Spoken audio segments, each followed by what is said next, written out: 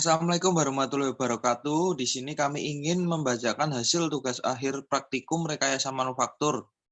Yang pertama saya sendiri, Lajuardi Hanggara Jafid dengan NIM 5200611016.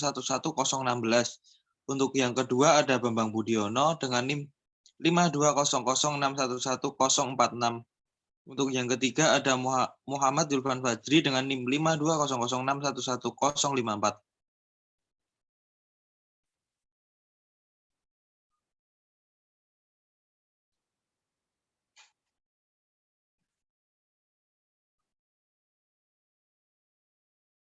Bab 1, yaitu tentang konsep produk. Deskripsi produk. Indonesia dikenal sebagai bangsa yang memiliki beraneka ragam jenis kesenian. Daerah kekayaan seni kerajinan Indonesia mencerminkan bermacam-macam kebudayaan etik yang tersebar di seluruh kepulauan Nusantara. Indonesia adalah negara yang memiliki bagian wilayah hutan tropis yang sangat luas, di mana di dalamnya terdapat kekayaan alam yang sangat luar biasa. Di antaranya hasil hutan dengan aneka ragam jenis kayu. Keanekaragaman jenis kayu tersebut dimanfaatkan banyak manusia untuk membuat sesuatu yang berguna dan bernilai ekonomi. Kayu sendiri terdiri dari serat-serat dan merupakan bahan alam yang dapat diolah menjadi berbagai macam variasi dalam segi kualitas maupun sifat. Oleh karena itu, kualitas pada kayu ditentukan dari kepadatan dan kekuatan serat. Kayu berasal dari berbagai jenis pohon dan tentunya memiliki sifat yang berbeda-beda. Bahkan pada kayu yang berasal dari satu jenis pohon yang sama dapat memiliki sifat yang agak berbeda jika dibandingkan pada bagian ujung dan pangkalnya. Beberapa sifat dari kayu diantaranya padat, kayu mudah diproses, memiliki berbagai jenis berat yang berbeda-beda. Namun, kayu memiliki beberapa kekuatan, diantaranya kayu mudah terbakar, kayu mudah terkena serangan rayap jika tidak dilakukan perlindungan terlebih dahulu. Kayu juga dapat membusuk dan sebagainya. Kayu merupakan bahan mentah yang relatif mudah diproses. Sesuai dengan kemajuan teknologi, kayu dapat digunakan untuk macam-macam, khususnya mobil-mobilan. Desain produk ini dibuat dengan menggunakan AutoCAD. Nomor 1, benefit yang ditawarkan. TOIS umumnya menggerakkan proyek pengembangannya berdasarkan kebutuhan pasar yang dirasakan dan memanfaatkan teknologi baru atau yang sudah ada untuk memenuhi kebutuhan itu. Keunggulan kompetitifnya muncul dari saluran pemasaran yang sangat efektif di seluruh dunia, pengakuan merek yang kuat, basis peralatan yang besar, dan kemampuan untuk mengintegrasikan teknologi baru ke dalam lini produknya. Karena alasan ini, proses dorongan teknologi tidak akan sesuai. Sebagai besar produk TOIS dirakit dari komponen yang dibuat dengan proses yang relatif konvensional seperti cetakan, pemesinan, dan perakitan elektronik. Pada umumnya disesuaikan untuk pelanggan tertentu dalam penjualan akhir dan proses pemasangan, sehingga proses pengembangan di TOIS terutama ditunjukkan untuk menciptakan model produk baru, bukan pada penyelesaian model yang sudah ada. Oleh karena itu, TOIS membentuk proses pengembangan produk umum yang mirip dengan proses bertahap genetik. Alur proses TOIS yang dihasilkan diilustrasikan. Perhatikan bahwa ada 9 fase dalam proses Rayleigh Point dengan 6 fase dari definisi konsep hingga verifikasi proses, yang terdiri dari kegiatan proses pengembangan produk mendasar.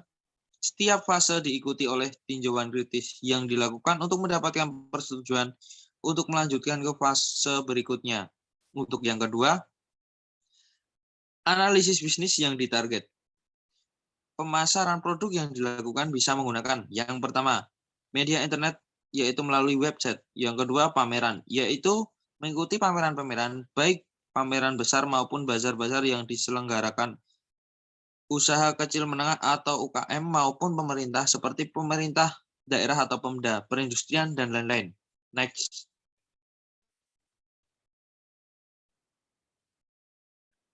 Sasaran pasar dalam negeri adalah 1. Sekolah TK.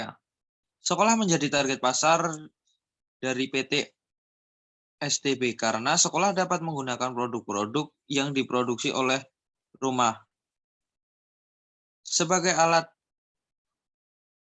peraga dalam proses pembelajaran maupun sebagai mainan, aksesoris, atau hiasan bagi sekolah. Yang kedua, keluarga anak dan orang tua. Anak dan orang tua tentunya berhubungan erat saat memutuskan menggunakan suatu produk tertentu dengan ketertarikan anak terhadap produk apa yang ingin dimiliki. Tentunya membuat orang tua ikut memutuskan apakah produk tersebut memang pantas dimiliki dan digunakan oleh anaknya. Yang ketiga, target pasar premium. Untuk target pasar premier tersebut biasanya pihak emiten atau penerbit surat berharga menawarkan saham ke publik lewat perantara penjamin emisi. Untuk harga yang dipatok biasanya mengikuti kesepakatan kedua belah pihak.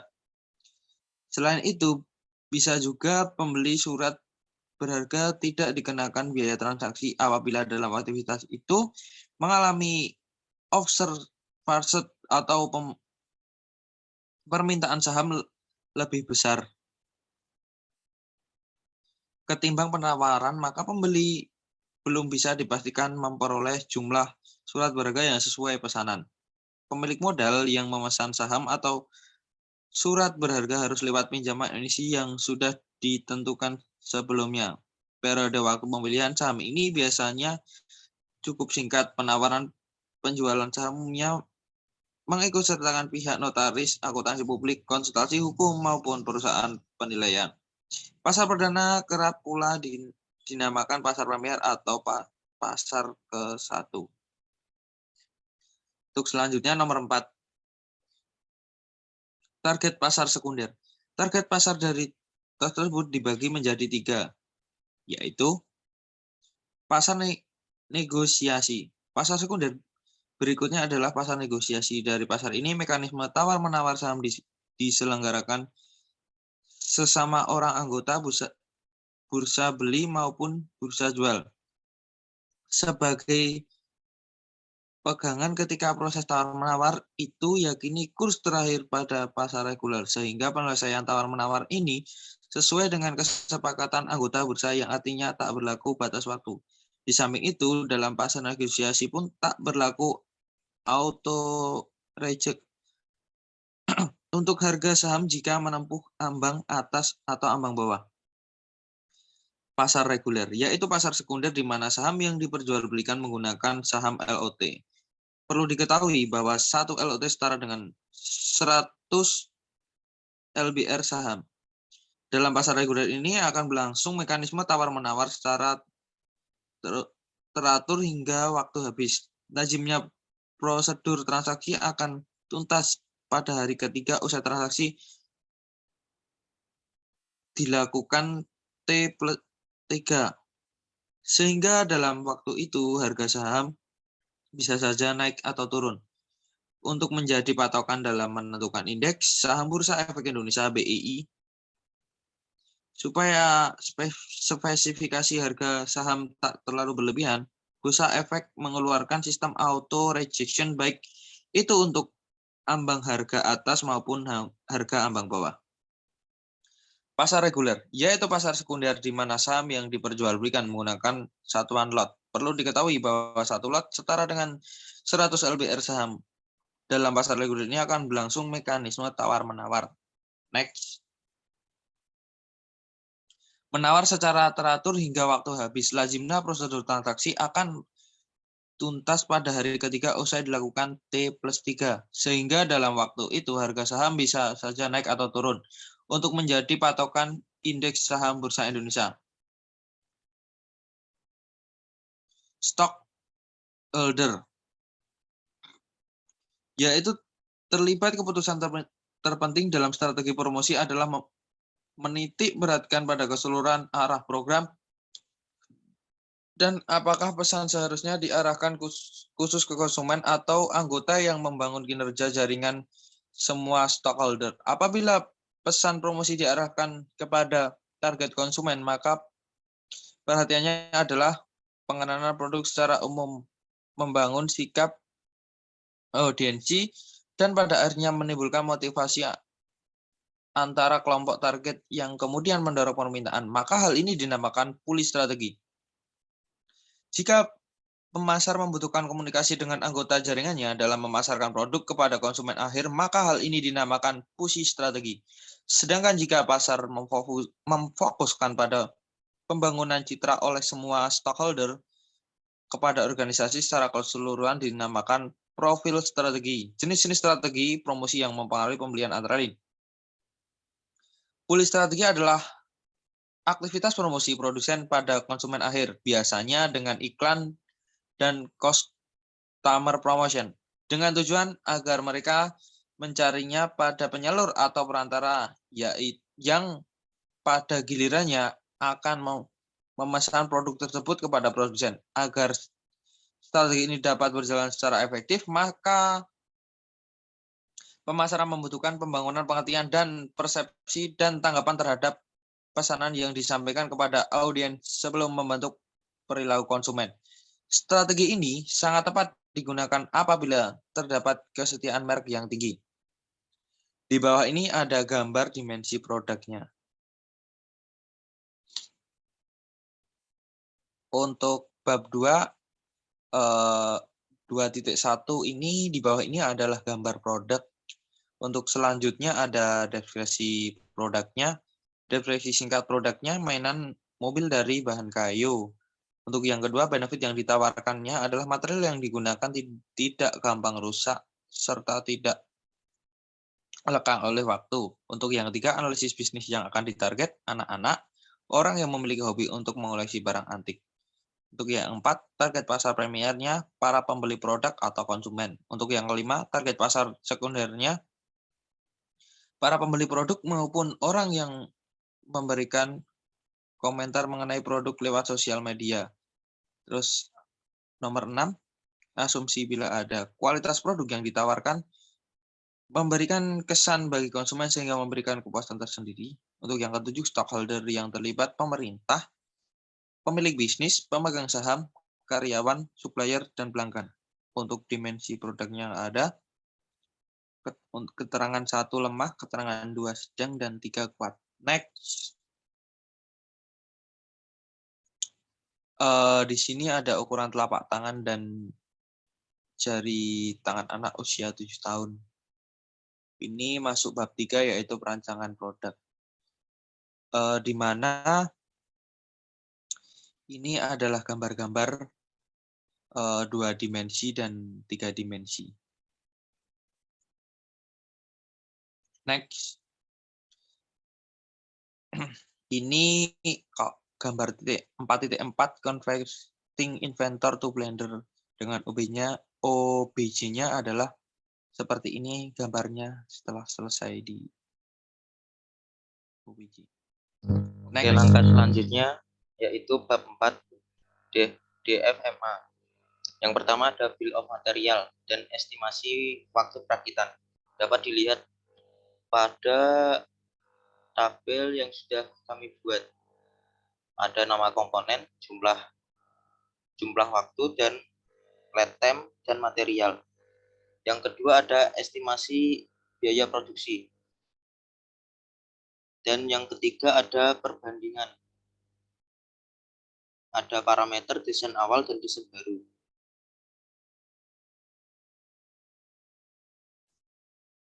Untuk bab kelima yaitu AR. Yang pertama ada aktivitas mahasiswa. Untuk cara menginstal software Unity dengan plugin AR Core dan Vuforia. Langkah pertama kita download Unity terlebih dahulu pada web unity.com. Yang kedua, kemudian kita pilih versi Unity yang kita mau. Sesuaikan pada laptop kita masing-masing. Yang ketiga, Kemudian jika sudah kita install file yang tadi kita download, akan muncul seperti gambar yang tertera pada laporan kami. Selanjutnya kita checklist pada bagian add save. Di bawah kemudian kita next. Langkah selanjutnya kemudian kita akan ditunjukkan pada bagian choose komponen. Pada bagian ini kita akan memilih beberapa hal yang harus kita install. Seperti pada gambar. Langkah selanjutnya yang harus kita install antara lain yaitu yang pertama Unity sesuai versi masing-masing. Yang kedua, kita centang pada bagian Microsoft Visual Studio Community 2017. Ini sebagai alat untuk membuat codingnya. Karena untuk menjalankan codingnya kita membutuhkan Microsoft Visual Studio Community 2017. Langkah selanjutnya, kemudian kita centang pada bagian Android will support. Ini berfungsi untuk membuat aplikasi berjalan di Android. Kemudian kita tambahkan Vuforia Augmented Reality Support. Ini berfungsi untuk aplikasi AR. Langkah selanjutnya kita pilih Next. Selanjutnya pada bagian lisensi agreement kita centang I accept. Selanjutnya kita pilih Next. Langkah selanjutnya kita tunggu sampai selesai, kemudian kita Next. Seperti gambar di atas, jika semuanya sudah terinstall, selanjutnya kita buka software Unity-nya, dan kemudian kita login terlebih dahulu. Jika sudah login menggunakan email, tampilannya akan seperti gambar di bawah. Jika kita ingin memulai, kita pilih New, dan memiliki tampilan seperti di bawah. Langkah selanjutnya kita pilih Create Project untuk membuat project baru. Dan ini tampilan Unity Engineering 2018 yang kami install. Jika kita ingin melihat Vuforia Augmented Reality Support yang sudah kita install, kita pilih tulisan Game Object, kemudian Vuforia Engine, seperti gambar di bawah. Di sini kita langsung bisa memakai pembuatannya dengan cara menekan AR kamera atau image.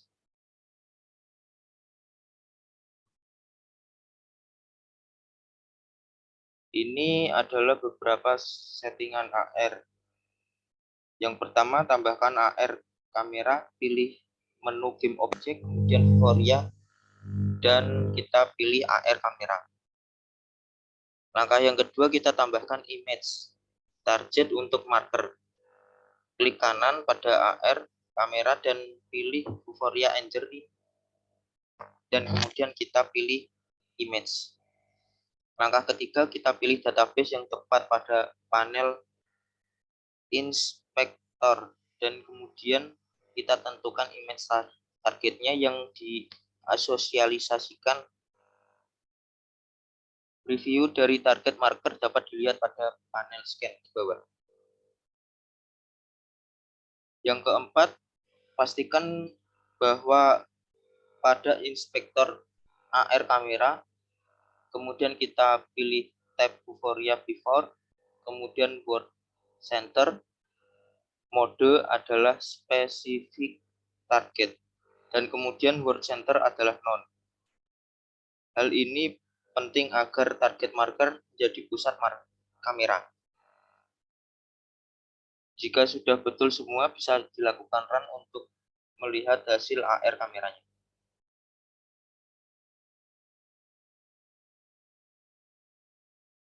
Selanjutnya tugas pada user interface. Yang pertama kita buka aplikasi Unity dan masukkan background yang akan kita jadikan sebagai tempat tombol untuk menu, seperti gambar di bawah. Yang kedua, setelah gambar dimasukkan, selanjutnya kita akan membuat tombol dengan cara klik kanan pada image di AR kamera BRC, pilih UI, dan kemudian kita pilih button. Setelah tombol muncul, atur ukuran width dan height-nya di area inspektor. Yang keempat, ganti nama tombol tersebut sesuai dengan kebutuhan dengan cara klik pada panah kecil pada perintah button yang ada pada AR kamera. Pada area hierarchy, setelah klik maka akan muncul perintah teks. Kita klik teks, kemudian kita ganti nama tombol tersebut pada area inspektor. Seperti gambar di bawah. Ini. Untuk langkah selanjutnya, untuk memperbanyak tombol tersebut, copy paste tombol button dengan cara klik kanan pada area button. Kemudian kita lalu pilih copy dan klik kanan lagi di area button tersebut. Lalu kita paste pada bagian AR kamera. Kemudian kita button sebanyak yang kita butuhkan.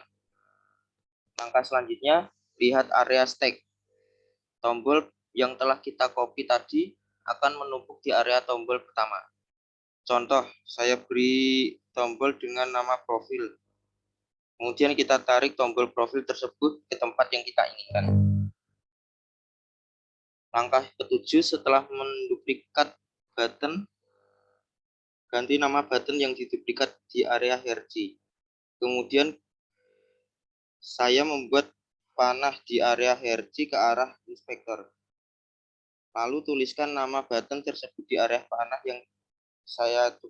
yang kita tunjukkan.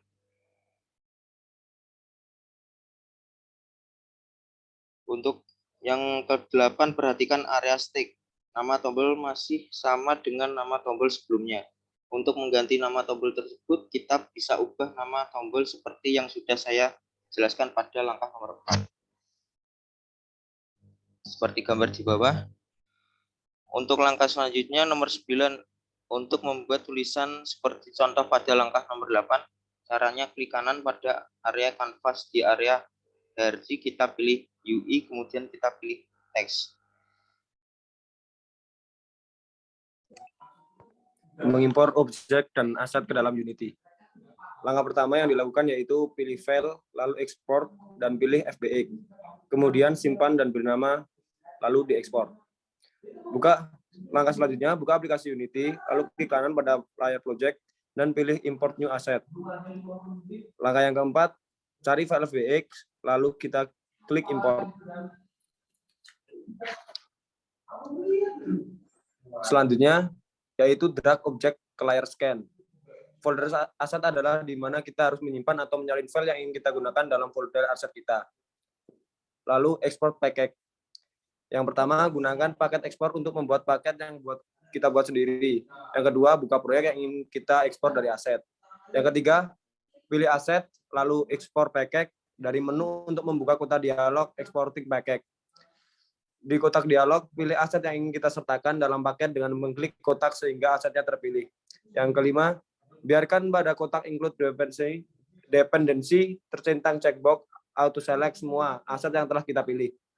Lalu klik export untuk membuka file Explorer Windows atau Finder Mac dan pilih di mana kita ingin menyimpan file paket yang diinginkan. Selanjutnya, kita bisa import package. Kita dapat mengimpor paket aset standar yang merupakan koleksi aset yang telah dibuat sebelumnya dan disertakan pada Unity dan custom package. Pilih aset, lalu import package, lalu untuk mengimpor kedua jenis paket.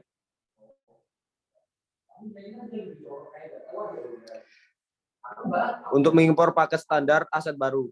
Yang pertama, buka proyek yang ingin kita impor asetnya. Yang kedua, pilih aset, lalu import package, dan pilih nama paket yang ingin kita impor. Kemudian akan muncul kotak dialog import Unity package dengan semua item dalam paket project yang siap dipasang. Yang ketiga, pilih import dan Unity yang memasukkan isi paket ke dalam folder standar aset yang dapat kita akses dari project view kita. Yang selanjutnya, custom package. Kita dapat mengimpor paket khusus yang telah diekspor dari proyek kita sendiri atau dari proyek yang dibuat. Untuk mengimpor paket khusus baru, yang pertama buka proyek yang ingin kita import asetnya, kemudian pilih aset, import package, lalu custom package. Untuk membuka file Explorer atau Windows atau Finder Max, pilih paket yang kita inginkan dari Explorer atau Finder. Kemudian tampil kotak dialog import Unity package dengan semua item siap untuk diinstal. Selanjutnya, pilih import and Unity yang memasukkan isi paket ke dalam folder aset yang dapat kita akses dari project view Anda.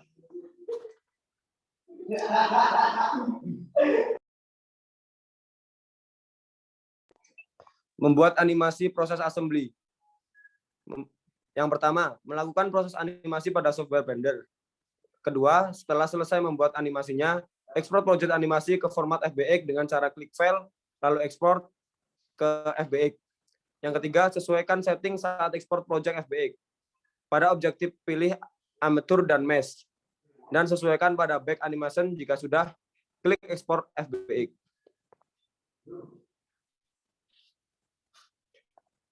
B. Proses animasi pada Unity. Yang pertama, kita bisa import project animasi Blender yang telah diekspor dengan cara klik kanan, lalu import new asset. Kemudian, import project yang telah dibuat. Yang kedua, kemudian drag aset animasi ke kolom hierarchy. 3. Pada kolom hierarchy, pilih aset animasi, kemudian pada inspektor, klik add komponen. Pilih komponen animator. Yang keempat, tahap berikutnya klik kanan pada kolom aset, lalu create, lalu animator controller.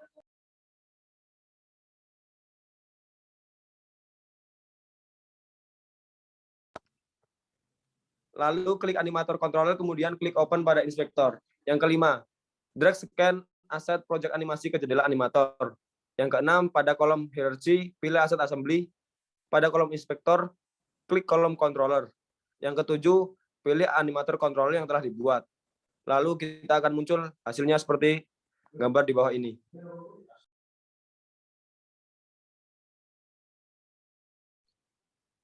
Itu tadi adalah hasil dari pengerjaan kelompok kita. Jika ada salah, mohon maaf. Wassalamualaikum warahmatullahi wabarakatuh.